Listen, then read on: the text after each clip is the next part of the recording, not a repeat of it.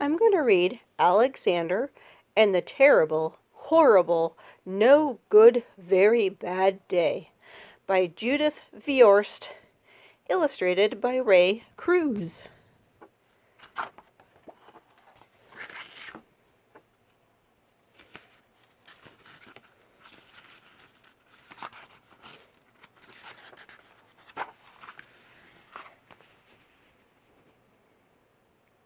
I went to sleep with gum in my mouth, and now there's gum in my hair.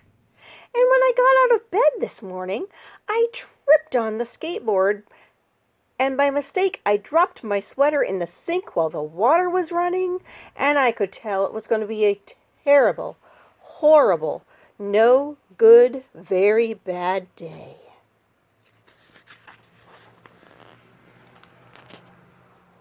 At breakfast, Anthony found a Corvette Stingray car kit in his breakfast cereal box, and Nick found a junior undercover agent code ring in his breakfast cereal box, but in my breakfast cereal box all I found was breakfast cereal. I think I'll move to Australia.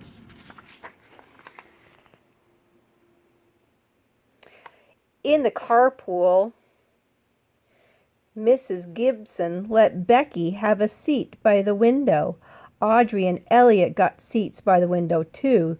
I said I was being scrunched. I said I was being smushed. I said, if I don't get a seat by the window, I'm going to be carsick. And no one even answered.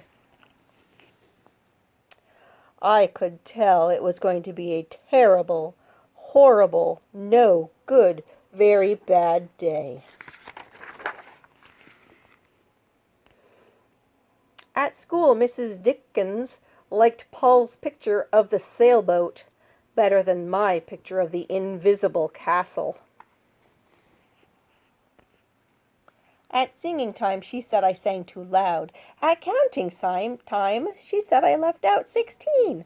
Who needs 16? I could tell it was going to be a terrible, horrible, no good, very bad day.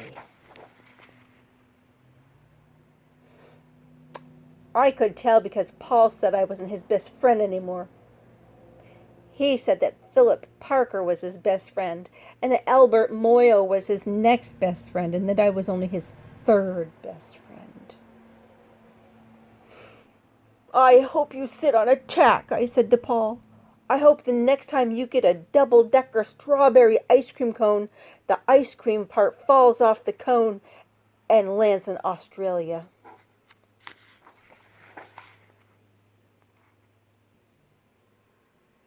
There were 2 cupcakes in Philip Parker's lunch bag, and Albert got a Hershey bar with almonds, and Paul's mother gave him a piece of jelly roll that had a little coconut sprinkles on top. Guess whose mother forgot to put in a dessert? It was a terrible, horrible, no good, very bad day. And that's what it was. Because after school, my mom took us all to the dentist. And Dr. Fields found a cavity just in me. Come back next week and I'll fix it, said Dr. Fields. Next week, I said, I'm going to Australia. On the way down the stairs, the elevator door closed on my foot. While we were waiting for my mom to get the car, Anthony made me fall where it was muddy. And then when I started crying because of the mud, Nick said I was being a crybaby. And while I was punching Nick for saying crybaby, my mom came back with the car and scolded me for being muddy and fighting. I'm having a terrible, no good, horrible, very bad day, I told everyone, and no one even answered. So then we went to the shoe store to buy some new sneakers. Anthony chose white ones with blue stripes. Nick chose red ones with white stripes. I chose blue ones with the red stripes, but the shoe man said we're all sold out. So they made me play plain old white ones. But they can't make me wear them.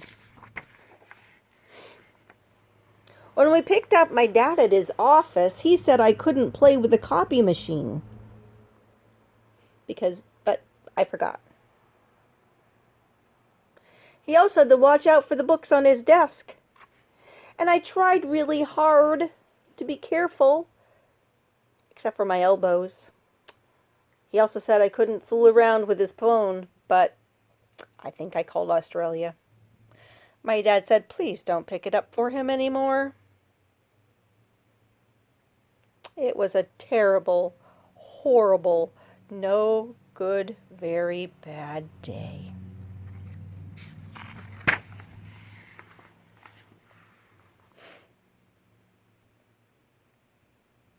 There were lima beans for dinner. Ugh, I don't like lima beans. And there was kissing on TV. Oh, I don't like kissing. My bath was too hot. I got soap in my eyes. My marble went down the drain. And I had to wear my railroad train pajamas. I don't like my railroad train pajamas.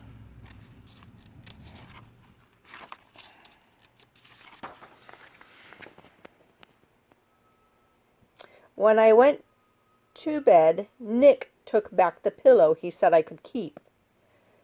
And the Mickey Mouse nightlight burned out. And I bit my tongue. The cat wants to sleep with Anthony. Not with me. It has been a terrible, horrible, no good, very bad day. And my mom says some days are like that. Even in Australia. The end.